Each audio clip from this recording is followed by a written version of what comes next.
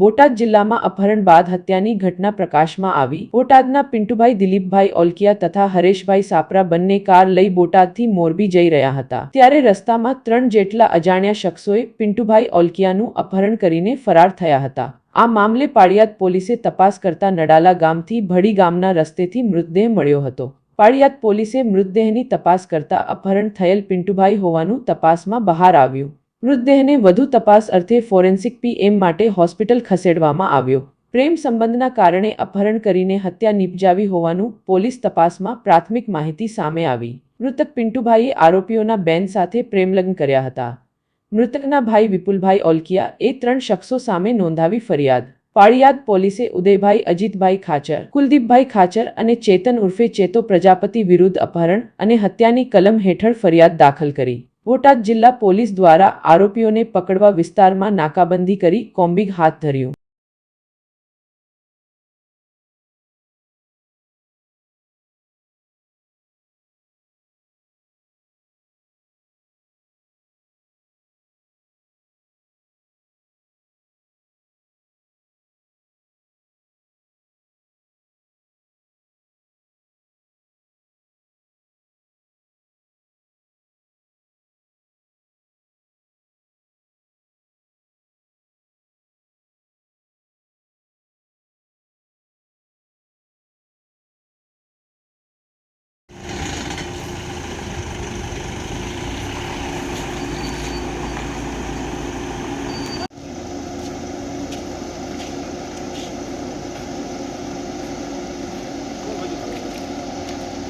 દિલીપભાઈ મિંજીભાઈ ઓળખ્યા।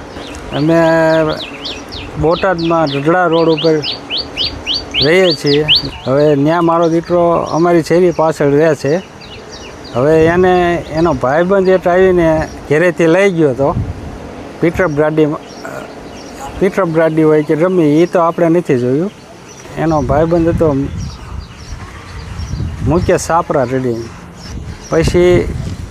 પછી એના ઘરવાળા આવ્યા મારા ઘરે, એમ કે તમારા દીકરાને કે આવી રીતે પહેલાં કે પોલીસવાળા લઈ ગયા છે, પછી કે દરબારું લઈ ગયા છે, અને તમારા દીકરાના વહુને કે તમારો દીકરો ફાધરે બોલાવે છે।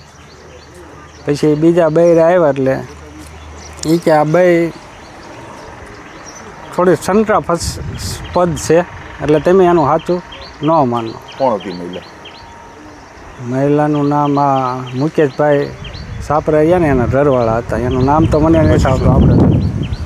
પછી એ કે તમારા પિન્ટુને કે લઈ ગયા છે દરબારું। કેટલા દિવસ પહેલાં?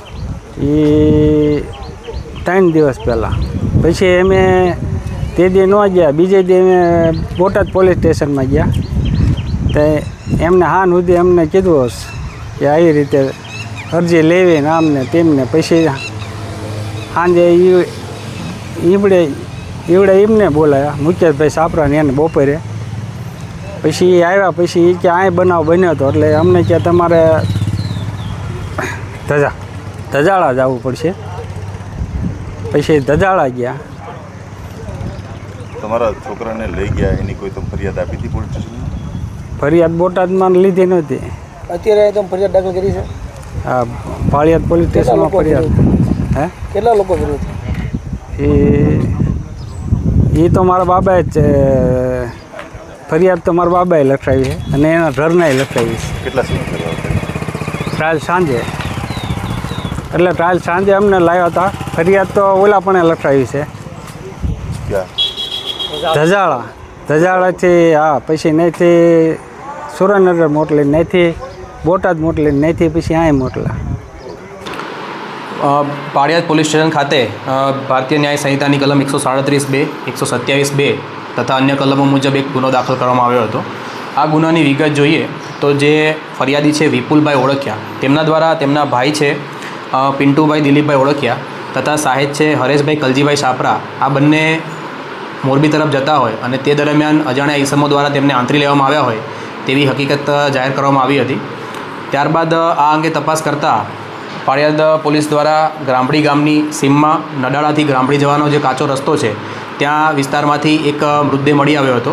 આ મૃતદેહની હાલ ઓળખ કરવામાં આવી છે અને તેને વધુ તપાસ અર્થે તથા ઈજાઓ અંગે વધુ માહિતી મેળવવા માટે ફોરેન્સિક પોસ્ટમોર્ટમ માટે ખસેડવામાં આવ્યા છે.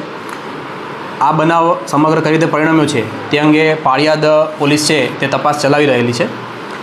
આ બનાવમાં કુલ 3 ઇસમો વિરુદ્ધ નામજોગ ફરિયાદ આપવામાં આવી છે તથા અન્ય શંકાસ્પદ ઇસમો વિરુદ્ધ પણ ફરિયાદ આપવામાં આવી છે. આથી આ અંગે પાળિયાદ પોલીસ, બોટાદ જિલ્લાની લોકલ ક્રાઇમ બ્રાન્ચ, સ્પેશિયલ ઓપરેશનની ટીમો તથા અન્ય ટીમો આરોપીને ઝડપી પાડવા માટે હાલમાં કાર્યરત છે.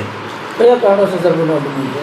આ બનાવની વિગત જોઈએ તો જે ફરિયાદની હકીકત છે તે મુજબ જે મરણ જનાર વ્યક્તિ છે તેમને જે આરોપીઓ છે તેમના બહેન સાથે કોઈ પ્રેમ સંબંધ હતો અને લગ્ન કરેલા હતા. આ બાબતે તેમના કૌટુંબિક ભાઈઓને યોગ્ય ન લાગતા તેમણે આ બનાવને અંજામ આપ્યો હોય તેવી હાલમાં પ્રાથમિક હકીકત છે તે બોટાદ પોલીસ સામે આવી છે. આ અંગે અમે તપાસ કરી રહ્યા છીએ.